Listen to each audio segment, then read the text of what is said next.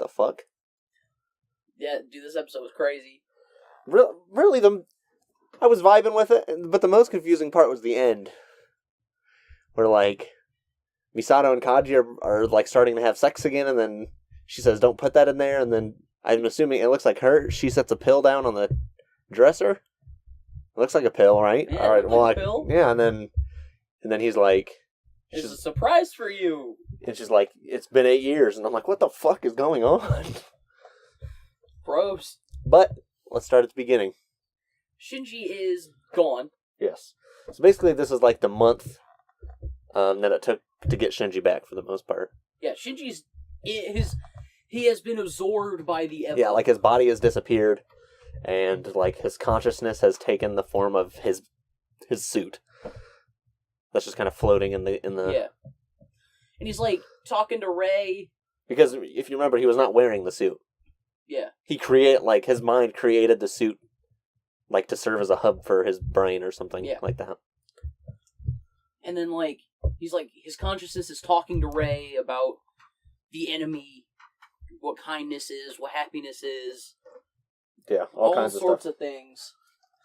His motivation for Piloting. doing what he does. Yeah.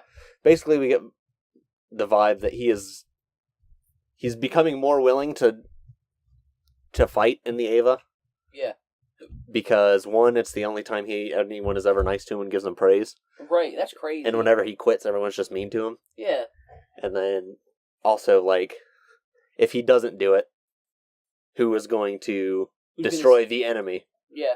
And it's not the angels or like, it's just whatever they say the enemy is. It's what it is. So we're really seeing him like develop into a child soldier. A soldier, yeah.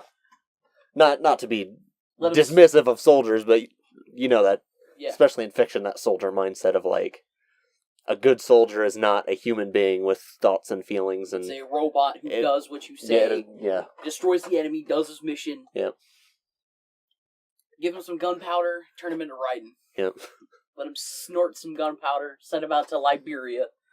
And then we see Rei in the hospital room that Shinji made famous. Yep. She's just like, laying there with a bandage over her head. And we see some of Seal talking about how this doesn't fit into the plan. And they're like, so they should have never trusted Gendo, but if they hadn't trusted Gendo, then their plan wouldn't have been possible. So Gendo is really like the double-edged sword of... Yeah. Also, I just thought of this. I don't think we mentioned it. In the episode where you see Toji after his accident or whatever in the Eva, he's missing his leg under the blanket. Yeah, no leg. And he chats with... Did we just skip that? Yeah. When we talked about it? How did we skip that? So Toji's just talking with the class rep and he's being a lot nicer. Yeah. And... yeah, he's missing a leg that we can see. Yeah. It's hard to know if he knows it. He doesn't acknowledge it if he does. Yeah. So, okay, but back to this episode now. Yeah. The Eva is creepy as hell in this. Yeah, it's like a mummy with one eye, and it's like covered in gauze. Yeah, it's like watching you half the time grinning.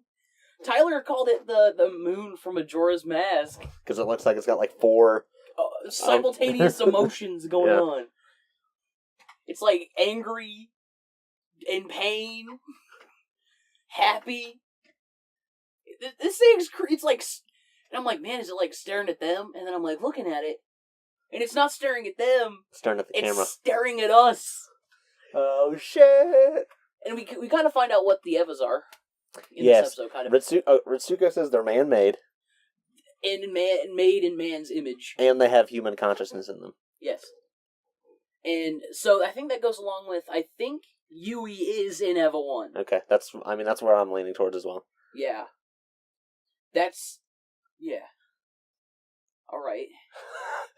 So we see... That's why Eva Unit 1 moved on its own to protect Shinji in the first episode. Yeah. Yeah. Yeah. It has like a weird, weird mindset to protect Shinji. Well, in this episode, when he's, thinking about stuff, he thinks a lot about his mom. Yeah. The smell of my mother. Yep. Yeah. So, the only time we see Asuka in this episode, she's pissed off about about Shinji being better than her. She's in the dream thing, too. Yeah. her Misato and Rei. And I think the Eva's was trying to get Shinji to not leave. I think that's just what he's thinking about. I don't think it's like influencing his thoughts that much. No.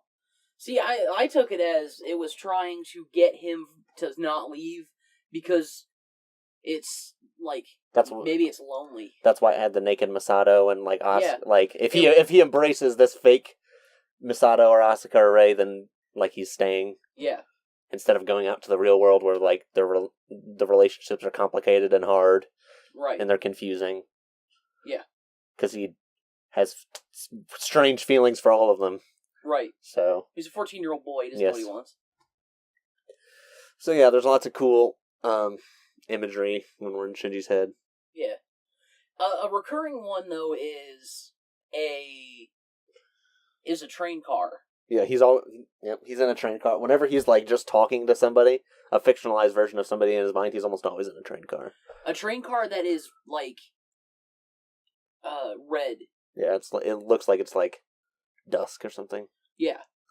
And it's like all red, and the face of the person he's talking to is almost always obscured. Yeah. So I think that's how you know it's in Shinji's head.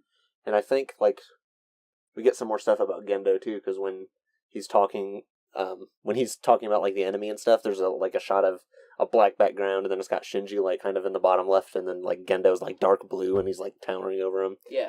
Or he's talking to Rei in his mind and like remembering the scene in like episode 4 or 5 where they're on the escalator, and she's like, why don't you try to get in his head? And he's like, I've tried, it doesn't work. Right. Oh, and you kind of get a flashback of Gendo talking to Yui. Oh, yep. About how if it's a boy, they'll name it Shinji. If it's a girl, they'll name it Rei. Yep. So, another clue about... Yeah, Rei's whole deal. And then... So we're assuming Gendo named her. Dude, she's a clone. Yeah. I've been saying this forever. Rei 1, Rei 2. Rei 3. So... Yeah, it's quite an interesting episode. Yeah, a lot of stuff to There's something called the Human Instrumentality Project. Yeah, they've been talking about that for a long time. We don't really know. We also don't know the status of the prototype in Unit 2. It doesn't show it in this episode. They say besides, like at the beginning, it shows it all fucked up. But in the month that's happened, like Unit 1 is pretty fixed up. Yeah. We didn't even. What were you gonna say? Sorry.